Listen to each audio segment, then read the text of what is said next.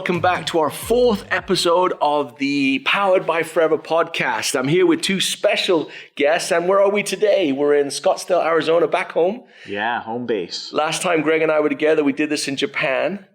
I'd like to say we're back by popular demand, but I don't think it was that popular, really. So don't forget to go out and check out the Powered by Forever, what's that, episode 3, and that was a great discussion that Greg and I had in Tokyo. Brilliant discussion about their success over the years. And I think you could learn a lot about what they do and why they're number one for so many years and forever. So yeah, go check it out. And to see Kaz's insight too, from being only 2 years in the company, I found that really interesting. Very. He's incredible. Right, so that's the commercial over for our Powered by Forever version 3. But what's important now is version 4. Nick Woodward-Shaw, they're so good. He's amazing that they gave him 2 last names because one wasn't sufficient. Well, it makes me sound smarter than I actually am, and it seems to be working. It's certainly, you fooled us, mate. You fooled us.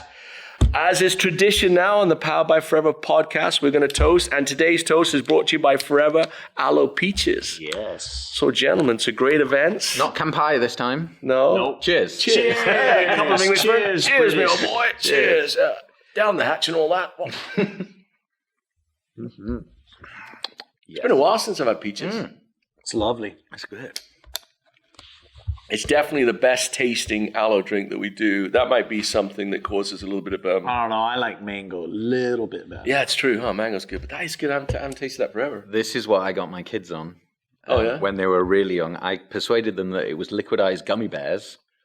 And they took it. That's true. Sounds a bit valiant, doesn't it? And they still take it. Piece of advice right there. Your first way, trick your kids to drinking it by liquidizing gummy bears. All right. Hey, Nick, that's a good segue. Tell us a little bit about you, your family, what brought you to Forever? Well, I've actually been with Forever for 25 years this year. Those first 8 years, I worked for an outside vendor, as you guys know very well, looking after events in the UK for a few years, and then into Europe, and then over here, which, of course, I brought my family, beautiful wife, Laura, who, of course, you know very well, and Emily and Olivia, 2 daughters, who are doing their thing out in the world, like they do. And what is their thing? Emily, my eldest, she's 23. She is in retail management with Target. Flying up the ladder there, which is weird because that wasn't what she intended to do. Yeah. It was all about theatre, dancing, performing.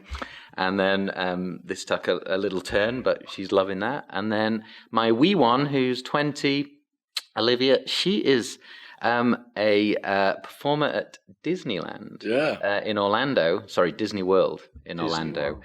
Well, it's great. I remember very well Nick and I and Greg worked together a long time ago before you were officially part of Forever on success days and European events.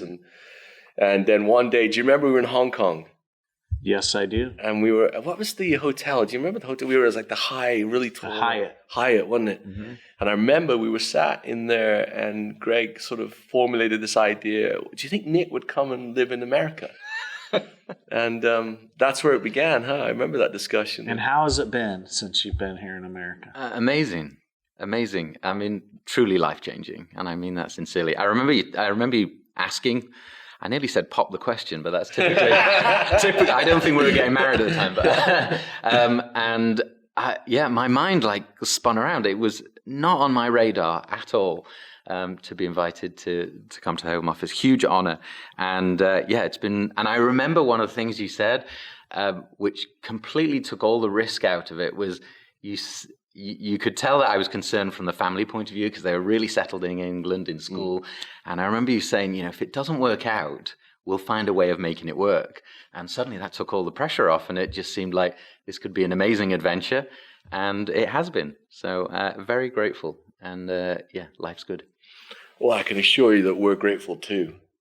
And not you're part of the fabric of who we are. So it's not, what you contribute to Forever, the FBOs, and to our experiences, events, communications is just remarkable. But not that you don't need to hear that, but it's obvious, and I'm sure that everyone out there agrees too.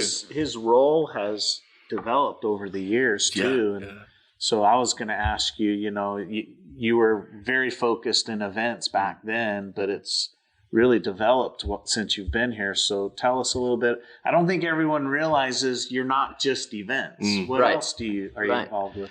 Well, thanks to you guys, I'm now the title's Senior Vice President, which makes me sound very old. Senior. Bloody hell. Well, look in the mirror. Of communications. Communications being events, marketing, relationships, and taking care of the FBOs, which of course is the most important thing. So really, it's everything that the company presents, includes PR as well, and making sure that we represent the company as well as possible, and of course take care, reward, educate, inspire the FBOs to do what they do. So, and is that a full-time job? Good job I don't get paid by the hour. You couldn't afford it. That's brilliant. I have to write that one down.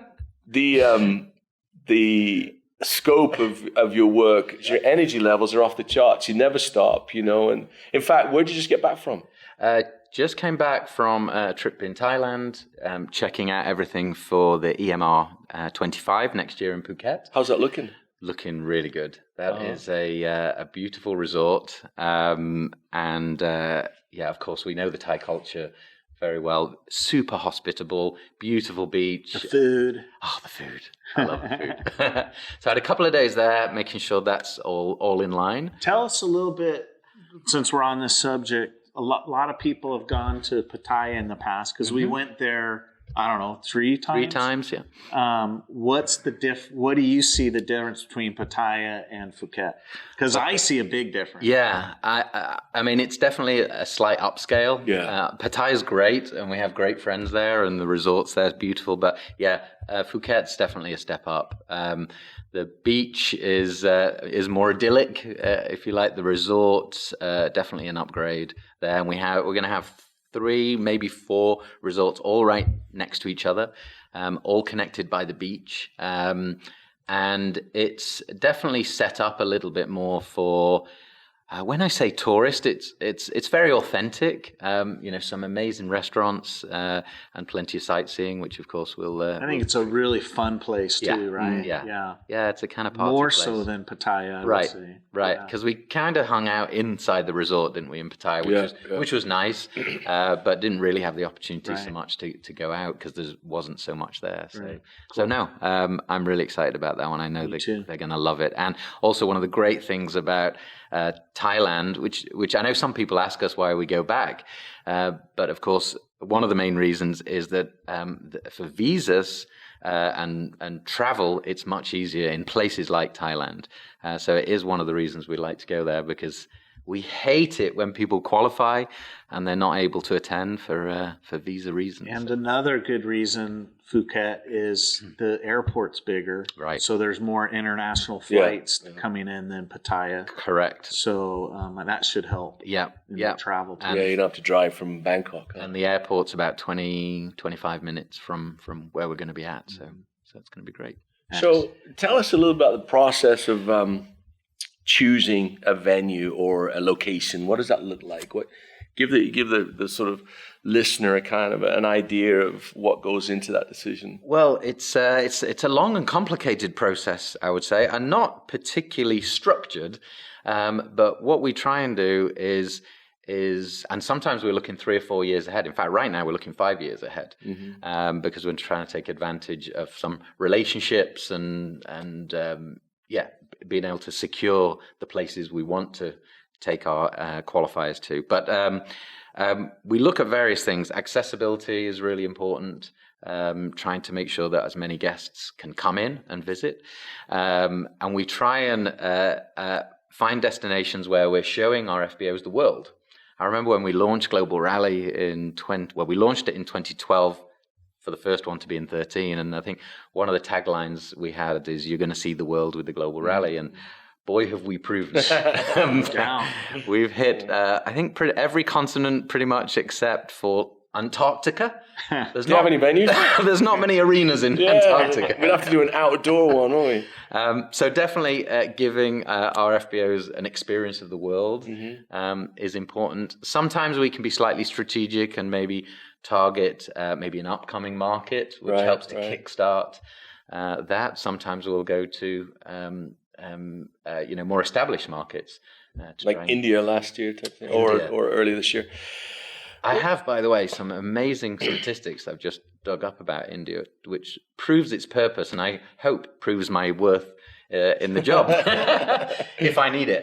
Get your calculator out, mate. But we had if we compared the first 3 months of the year in India, then we had the rally to the second 3 months, so the second quarter, if you like. Then there was a 14% increase in recruitment in the second quarter compared to the first quarter. There was a 16% increase in retention, which is one of the key goals of that event, to provide training in India, because the numbers in India for retention were not as maybe good as we would hope. And there's been a 12%, I believe, increase in sales. Right. Of course, I would like to think that part of that is to do with the event, but and that's what goes into the event. We have these. But we've also seen that same what you've talked about in India. We're seeing that in the rest of the world too, which is brilliant. You know, the impact of that event on the rest of the world has been great. So, can I just interrupt? Yeah. There's no doubt that it helped, because Aiden and I have been there before the global rally, 2 events with almost the same amount of people in that venue. So it wasn't the amount of people necessarily that changed. I think it was the Indian people seeing all the international superstars and getting to hear them and learning from them, and especially their experience, right? Because India